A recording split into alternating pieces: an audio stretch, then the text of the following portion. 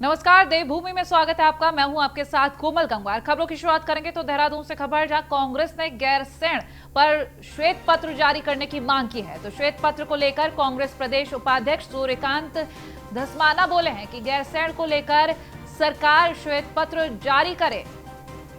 साथ ही साथ 4 साल में सरकार ने गैरसैंण में क्या क्या काम किया है वो भी, उसको लेकर भी सूर्यकांत धस्माना बोले हैं। वहीं कांग्रेस सरकार के काम को अपना काम बता रही है त्रिवेंद्र सरकार। तो ये तमाम बयान सामने है सूर्यकांत धस्माना के।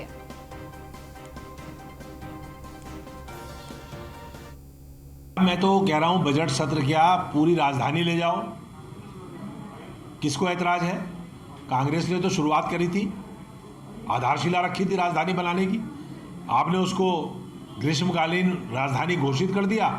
मुख्यमंत्री से मैं पूछना चाह रहा हूं कि वो जब से उन्होंने ग्रीष्मकालीन राजधानी घोषित किया है गैरसैंण को, तब से लेकर अब तक कितने दिन वो वहां जाकर के बैठे हैं अधिकारियों के साथ। ग्रीष्मकालीन राजधानी का मतलब क्या हुआ?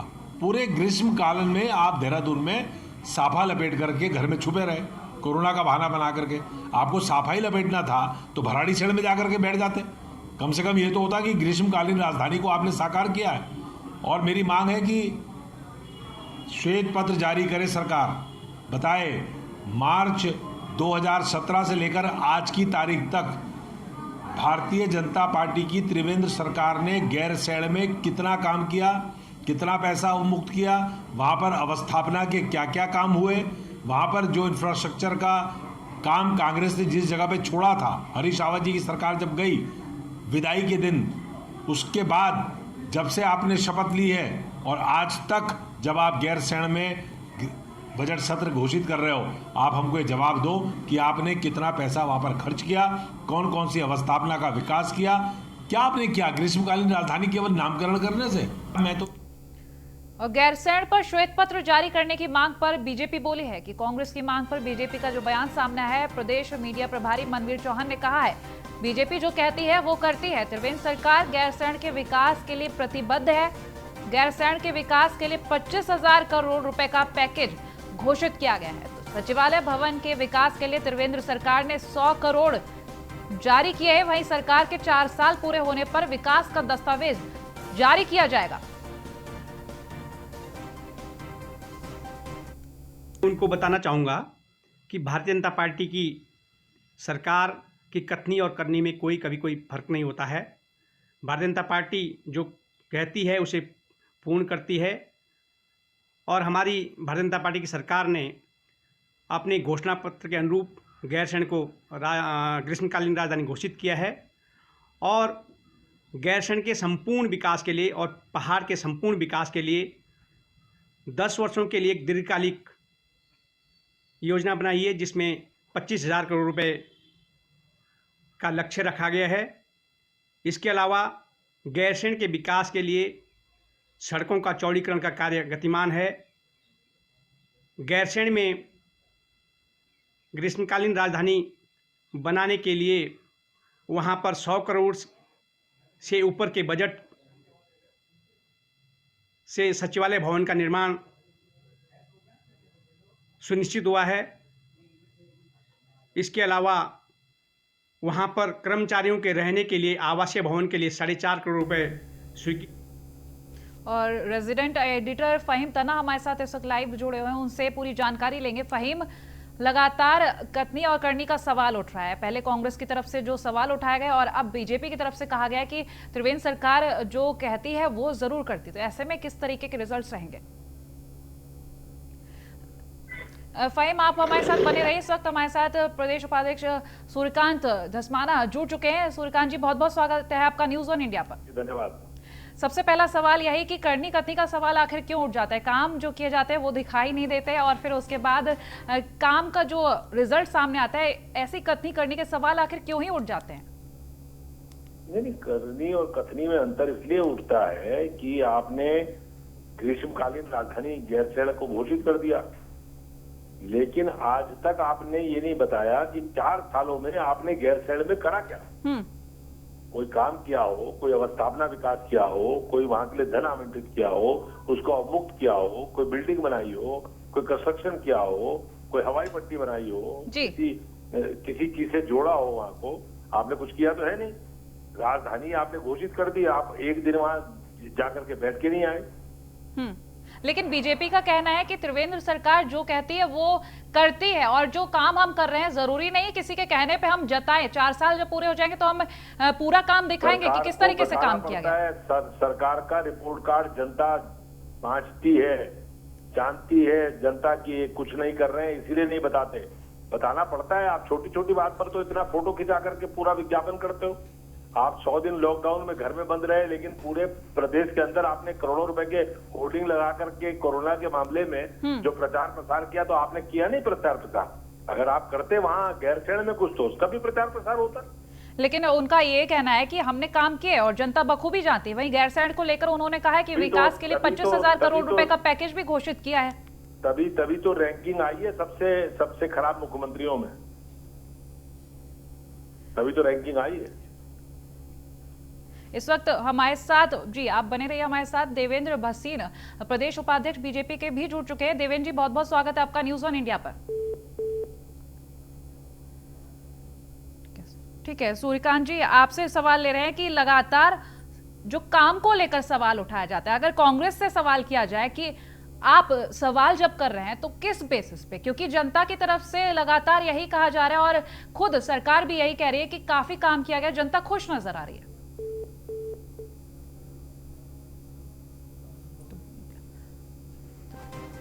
एक बार फिर से संपर्क साधने की कोशिश करेंगे। हमारे साथ फहीम तना रेजिडेंट एडिटर बने हुए हैं, उनसे जानकारी ले रहे थे कि लगातार कांग्रेस और बीजेपी का जो ये सवाल जवाब का खेल है, एक बार फिर से गैरसैंण का जो श्वेत पत्र है इसको लेकर फिर से ये खेल शुरू हो चुका है। बीजेपी जवाब दे रही है, कांग्रेस सवाल खड़े कर रही है, और क्या जानकारी? देखिए कोमल, गैरसैंण बीजेपी के लिए हो या फिर कांग्रेस के लिए हो या फिर किसी दूसरे दल के लिए हो, हमेशा से एक ऐसा मुद्दा रहा है जिसने कई सरकारें बिगाड़ी और कई सरकारें बनाई हैं। जब कांग्रेस सरकार में थी तो बीजेपी आई, बीजेपी आप हमारे साथ में थी। जी फहीम बने रहे, सवाल लूंगी आपसे। इस वक्त हमारे साथ डॉक्टर देवेंद्र भसीन प्रदेश उपाध्यक्ष बीजेपी से एक बार फिर से जुड़ गए। देवेंद्र जी बहुत बहुत स्वागत है आपका न्यूज़ ऑन इंडिया पर। देवेंद्र जी लगातार कांग्रेस कथनी और करनी का सवाल उठा रही है, कहती है कि बीजेपी कथनी और करनी में बहुत बड़ा फर्क है, लगातार कहती है कि कोई काम ही नहीं किया गया। देखिए, अगर किसी की दृष्टि में दोष हो तो उसका उपचार हमारे पास नहीं है। अगर उन्हें प्रदेश में हो रहे विकास कार्यों, देश में हो रहे कामों, प्रधानमंत्री मोदी जी के नेतृत्व में और मुख्यमंत्री त्रिवेंद्र जी के नेतृत्व में जो विकास चल रहा है दिखाई नहीं देता तो हम उनका इलाज नहीं कर सकते। बाकी जनता लोकतंत्र में सबसे बड़ी होती है और जनता इस देश भी रही है, और यही कारण है कि भारतीय जनता पार्टी पूरे देश में आगे बढ़ रही है और कांग्रेस का लगातार जो बदल होता जा रहा है। देवेंद्र जी साफ कहना है कांग्रेस का कि अगर कोई काम किए हैं तो दिखाई क्यों नहीं देते, क्योंकि अगर हम त्रिवेंद्र सरकार की बात करें तो साफ कहा जा रहा है कि 4 साल पूरा होने पर हम अपना रिपोर्ट कार्ड भी पेश कर देंगे। गैरसैंण को लेकर तमाम सवाल कांग्रेस की तरफ से उठ रहे हैं कि कोई काम ही नहीं किया गया है। ऐसे सवाल आखिर क्यों लगातार उठ रहे हैं? देखिए, मैं गैरसैंण का ही मुद्दा लेता हूँ। कांग्रेस जो है लगातार 10 साल तक सत्ता में रही, एक बार भी उन्होंने कभी गैरसैंण को राजधानी बनाने की बात की? हमने अपने विजन डॉक्यूमेंट में कहा था कि हम सत्ता में आएंगे तो उसको ग्रीष्मकालीन राजधानी बनाएंगे, और हमने ये बना दिया। इस वक्त हमारे साथ देवेंद्र जी कांग्रेस प्रवक्ता गरिमा दसौनी भी जुड़ गई। गरिमा जी बहुत बहुत स्वागत है आपका न्यूज़ ऑन इंडिया पर। धन्यवाद। गरिमा जी इस वक्त हमारे साथ प्रदेश उपाध्यक्ष बीजेपी के देवेंद्र भसीन भी जुड़े हुए हैं। आपसे सवाल लेना चाहूंगी कि कांग्रेस की तरफ से बीजेपी पर जो सवाल उठाया जा रहा है कि करनी और कथनी गैरसैंण को लेकर तमाम तरीके के सवाल लिए जा रहे हैं, बीजेपी का कहना है कि सारा काम किया जाता है, जनता खुश है, लेकिन फिर भी कांग्रेस सवाल खड़े कर रही, क्यों? नहीं, जनता खुश है ये इन्होंने बता दिया। आंदोलन का शहीदों और मातृशक्ति के साथ इन्होंने जो कुठाराघात किया है, इन्होंने आज तक प्रदेश को स्थायी राजधानी नहीं दी। 2000 में हमारा राज्य बन गया था, तब अंतरिम सरकार इनकी थी, कभी भी इन्होंने राजधानी के मुद्दे को लटकाया, और अब उसको ग्रीष्मकालीन राजधानी घोषित करके अभी भी ये बताने का कष्ट नहीं कर रहे हैं कि स्थायी राजधानी है कौन सी। और कांग्रेस पार्टी इतना काम छोड़कर गई थी, 8 कुर्सी मेज के लाले पड़े हैं वहां गैरसैंण विधानसभा भवन के अंदर, खिड़कियों में शीशे नहीं है, सर्दियों में आप बजट सत्र करने वहां जा रहे हैं, लाव लश्कर सभी विधायकों के साथ, मंत्रियों के साथ वहां जाता है, जो स्टाफ जाता है उसके लिए आप बिस्तर का और हीटर का मुफीद इंतजाम नहीं कराते। वहां जो सुरक्षा कर्मी खड़े होते हैं उनके सर पर छत आप नहीं देते, ओस के नीचे वो खड़े होते हैं। खाने का इंतजाम पूरा नहीं होता गैरसैंण में। केवल ध्वजारोहण कर देने से, उसको ऐतिहासिक बता देने से काम नहीं चलेगा। मुख्यमंत्री जी को ये पता होना चाहिए कि गैरसैंण कि सरकार ग्रीष्मकालीन राजधानी बनने के बाद, घोषणा करने के बाद कितने बार उनके द्वार में आई, तो शायद नतीजा या जवाब आपको सुनने में मिलेगा कि ग्रीष्मकालीन राजधानी फरवरी माह में घोषित हो गई थी और पूरे ग्रीष्म न सरकार न प्रशासनिक अधिकारी किसी ने गैरसैंण का रुख नहीं किया। लेकिन यहाँ पर अगर हम बात करें, जैसे गैरसैंण को लेकर अगर बातचीत कर रहे हैं, तो गैरसैंण के विकास के लिए कहा जा रहा है बीजेपी की तरफ से कि 25,000 करोड़ रुपए के पैकेज का। देखिए, ये पैसा जब धरातल पर उतर जाएगा तब बात करिएगा। भाजपा ने इन्वेस्टमेंट समिट, भाजपा तो सीधा कह रही है कि 4 साल तक हमारी सरकार के 4 साल पूरे होने दीजिए, कोई सवाल ना किया जाए, 4 साल पूरे होने पर हम अपना रिपोर्ट कार्ड पेश कर देंगे। जो सवाल उठाए जा रहे हैं कांग्रेस की तरफ से, साफ कहना है बीजेपी का कि 4 साल पूरे होने पर हम अपना रिपोर्ट कार्ड पेश कर देंगे, सारे सवाल खत्म हो जाएंगे। आप रिपोर्ट कार्ड क्या पेश करेंगे? आपको तो जनता रिपोर्ट कार्ड देगी 22 में, और कांग्रेस पार्टी भी आपके खिलाफ चार्जशीट तैयार कर रही है। मेनका गांधी ने जो ऊन और भेड़ विभाग में करोड़ों का घोटाला बताकर चिट्ठी लिखी है, मुख्यमंत्री को सीबीआई जांच की बात कही है। हाईकोर्ट से मुख्यमंत्री के ऊपर भ्रष्टाचार के आरोपों की सीबीआई जांच की बात कही है। सूर्यधार पर सतपाल महाराज सिंचाई मंत्री ने सवाल उठाए हैं, पूरन फड़त्याल ने सवाल उठाए हैं। उधर रेखा आर्या के विभाग में क्या चल रहा है वो किसी से छुपा हुआ नहीं है। निशंक आते हैं और कुंभ की तैयारियों को देखकर नाराजगी, नाखुशी जाहिर करते हैं। ऐसे में मुझे लगता है कि विपक्ष के बोलने पर अगर गौर नहीं कर रही है सरकार, कम से कम अपने इन मंत्रियों और विधायकों के बोलने पर तो विचार करे। लेकिन यहाँ पर बड़ा सवाल यही है कि जो सवाल उठाए जा रहे हैं कांग्रेस की तरफ से, विकास के दस्तावेजों को लेकर तमाम बातें कही जा रही हैं कि कोई काम नहीं किया गया। अगर हम बात करें तमाम और नेताओं की, वो भी साफ यही कह रहे हैं। वहीं बीजेपी का साफ कहना है कि नहीं, ऐसा काम, सारे काम किए जा रहे हैं लगातार। फिर गैरसैंण को लेकर बात हो या फिर अभी सचिवालय भवन के विकास के लिए, भाजपा से कहिए कि ये राजधानी की सड़कें ही देख लो, सारी सड़कें खुदी हुई हैं। मुख्यमंत्री ने सारे विभाग तो अपने पास रख लिए, लेकिन न्याय वो एक विभाग के साथ भी नहीं कर पा रहे। स्वास्थ्य विभाग में कैसी लचर व्यवस्थाएं हैं, पीडब्ल्यूडी के पास ले रखा है, तो सड़कों की क्या व्यवस्थाएं हैं। आज के समाचार पत्रों में था कि भाजपा के प्रतिनिधि मंडल को प्रशासनिक अधिकारियों से जाकर सड़क दुरुस्त करने की गुहार करनी पड़ी। तो आप सोच सकते हैं कि जहां खुद ही अपने लोगों को सवालिया निशान लगाने की जरूरत पड़ रही है सरकार के कामों के ऊपर, तो मैंने तो आपको सिलसिलेवार बता दिया कि उनके कितने सारे पदाधिकारी ऐसे हैं जिन्होंने सरकार के कामकाज पर सवाल उठाया है।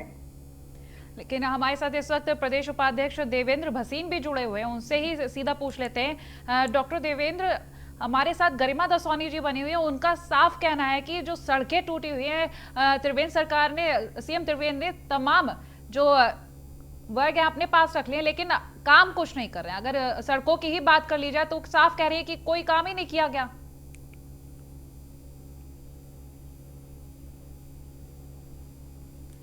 देवेंद्र जी, आपको आवाज मिल रही है मेरी? ठीक है, गरिमा जी हमारे साथ बनी हुई है, शायद देवेंद्र जी से हमारा संपर्क टूट गया है। गरिमा जी, ये सवाल आपका हम वहां तक जरूर पहुंचाएंगे, लेकिन अभी तक सिर्फ यही कहना है बीजेपी जो कह रही है कि इससे पहले हमसे सवाल ना किया जाए, क्योंकि 4 साल पूरे होने पर हम अपना रिपोर्ट कार्ड खुद पेश कर देंगे, इससे पहले हम जवाब ही नहीं देंगे, क्योंकि हमारे कामों का जवाब जनता देगी आने वाले वक्त में।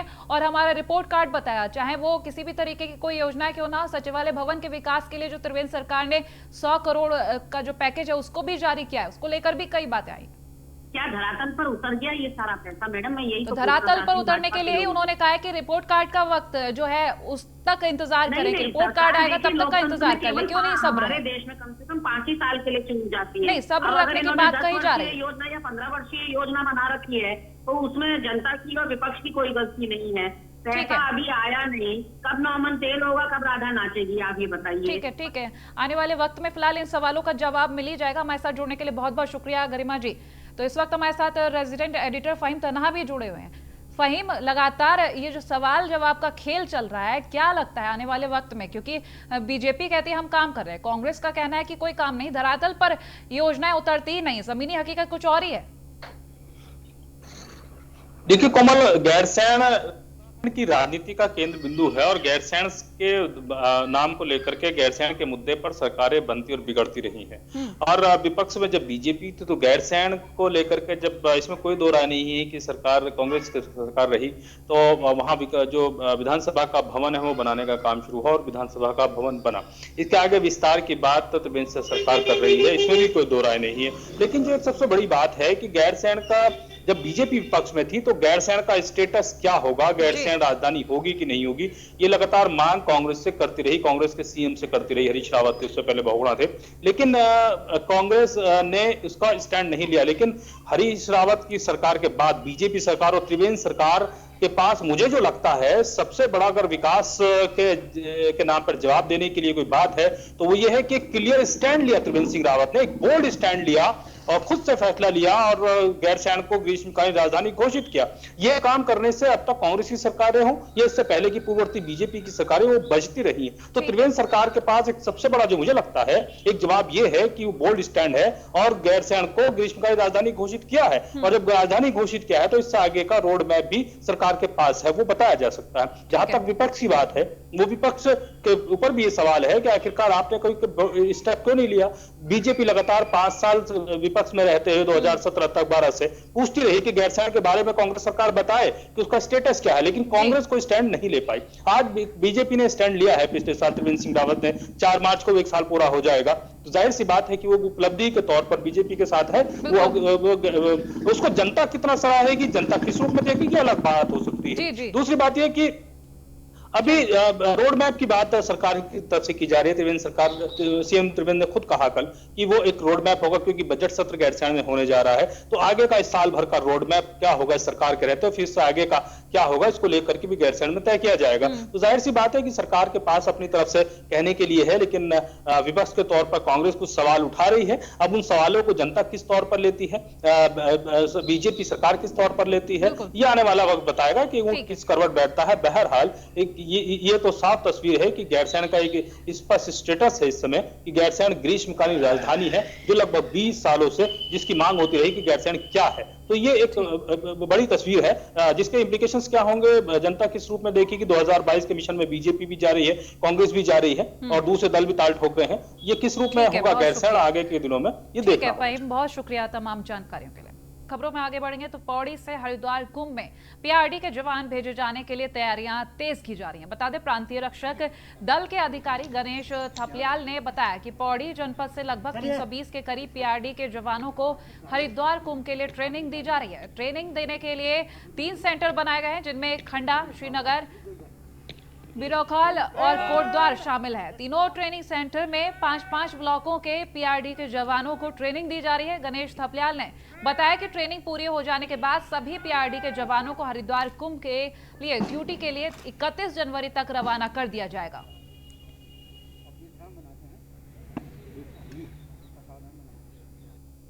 हमारे पूरे जिले से जो है 320 लोगों को यहाँ से कुंभ हेतु जाना है, जिसमें ये 3 जगह हमारे डिस्ट्रिक्ट में 3 जगह ट्रेनिंग की जा रही है। प्रथम तो राजकीय इंटर कॉलेज खंडा में, सेकंड जो है पॉलिटेक्निक बिरोखाल में और थर्ड जो है कोटद्वार में ग्रास्टनगंज में प्राइमरी स्कूल में की जा रही है, जिसमें 70 और कोटद्वार में 80 लोग की ट्रेनिंग हो रही है। फर्स्ट बैच में 220 लोग हरिद्वार के लिए जाएंगे, सेकंड बैच में 100 लोग फिर इसके बाद ट्रेनिंग की जाएगी और उनके बाद इनको वहां भेजा जाएगा हरिद्वार।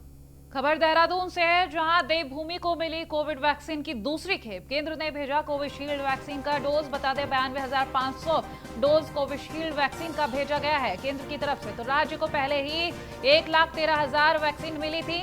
कोरोना संक्रमण पर सीएम त्रिवेंद्र सिंह रावत ने कहा है कि कोविड-19 से लड़ाई में हम अवश्य जीतेंगे।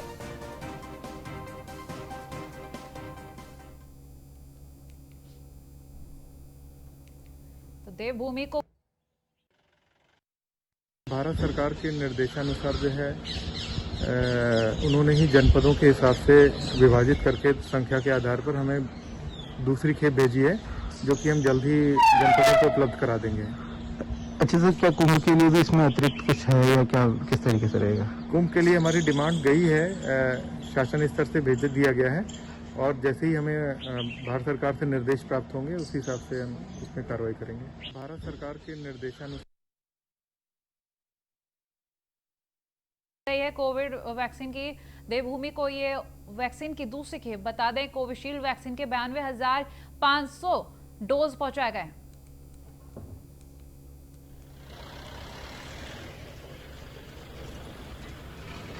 वहीं उत्तराखंड के 34 अस्पतालों में वैक्सीनेशन का काम जारी है। बता दें डॉक्टर्स और स्वास्थ्य कर्मियों को वैक्सीन लगाया जा रहा है। हर सेंटर पर 100 लोगों को वैक्सीन लगाने का प्रतिदिन का लक्ष्य है। तो वैक्सीन से अभी तक कोई सीरियस रिएक्शन की सूचना नहीं आई है। राज्य में करीब 87,000 से ज्यादा स्वास्थ्य कर्मियों को वैक्सीन दी जाएगी। तो अभी तक कोई भी सीरियस रिएक्शन की सूचना नहीं है। बता दें वैक्सीन आने से पहले ही ऐसी आशंका जताई जा रही थी कि हो सकता है कि रिएक्शंस आए, लेकिन कोई भी ऐसे सीरियस रिएक्शंस की सूचना नहीं आई। राज्य में करीब 87,000 से ज्यादा स्वास्थ्य कर्मियों को वैक्सीन दी जाएगी। तो 16 जनवरी से वैक्सीनेशन शुरू हुआ था और अभी भी ये कार्य जारी है। उत्तराखंड में वैक्सीनेशन का ये काम जारी है। अगर हम रिएक्शन की बात करें तो कोई भी सीरियस रिएक्शन की कोई सूचना नहीं है। हर सेंटर पर 100 लोगों को वैक्सीन लगाने का प्रतिदिन का लक्ष्य तय किया गया। भारत माता की जय को मैं अपनी बात बोलकर शुरू करूंगा। मुझे बड़ा अच्छा महसूस हो रहा है और सबसे बड़ा महसूस इसमें अच्छी बात जो है वो ये है कि ये हमारे देश के लोगों ने ही इसको बनाया है। और हमारे देश के जब कहते हैं कि कोई अपनी चीज़ स्वयं बनाता है तो उसको लगाने का और उसका आनंद ही कुछ और होता है। उससे एक स्वाभिमान की भावना आती है। मेरे अंदर सुरक्षा की भावना तो आ ही रही है, पर स्वाभिमान की भावना भी मेरे अंदर आज दुगनी हो गई है, क्योंकि ये हमारे देश के वैज्ञानिकों ने ही इसको बनाया है। वो साइड इफेक्ट देखने को तो नहीं मिल रहा? साइड इफ़ेक्ट कुछ नहीं है, बॉडी में फील तो नहीं कुछ फील नहीं हो रहा है। और मैंने कहा ना आपसे कि जब कहते हैं कि किसी घर का गार्जियन जो है जब कोई चीज़ देता है तो उसका महत्व अलग होता है। अगर माँ किसी के कंधे पे हाथ रख देती है, माथे पे हाथ रख देती है, तो आज मुझे ऐसा ही महसूस हो रहा है कि अपने देश के लोगों ने ऐसा काम किया है। और इसके लिए सारा चिकित्सा परिवार और इवन जितने लोग इस काम में लगे हैं उन सबको बधाई है। और मसूरी से खबर, जहां पहाड़ों की रानी मसूरी का बुरा हाल दिखाया। माल रोड की सड़क का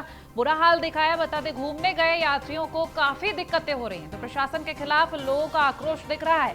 पहाड़ों की रानी मसूरी देश भर में अपनी खूबसूरती और स्वच्छ वातावरण के लिए मशहूर है, लेकिन इन दिनों मसूरी के माल रोड की सड़कें बेहद खराब हालत में है और यहां घूमने आए लोगों को काफी दिक्कतों का सामना करना पड़ रहा है। बताया जा रहा है कि यहां की सड़कों की हालत गांव की सड़कों से भी बदतर हो चुकी है। आपको बता दें पिछले महीने माल रोड के कुछ हिस्सों में बिजली और टेलीफोन की लाइनें अंडरग्राउंड करने के लिए रोड की खुदाई हुई थी, जिसके बाद ना तो ठेकेदार और ना ही नगर पालिका प्रशासन ने इस ओर कोई ध्यान दिया। देश विदेश से आए पर्यटक को भी सड़कों की बदहाली देखकर काफी नाराजगी उनमें दिख रही है और उनका कहना है कि जैसा उन्होंने मसूरी के बारे में सुना था उसका उल्टा ही उन्हें देखने को यहाँ मिल रहा है।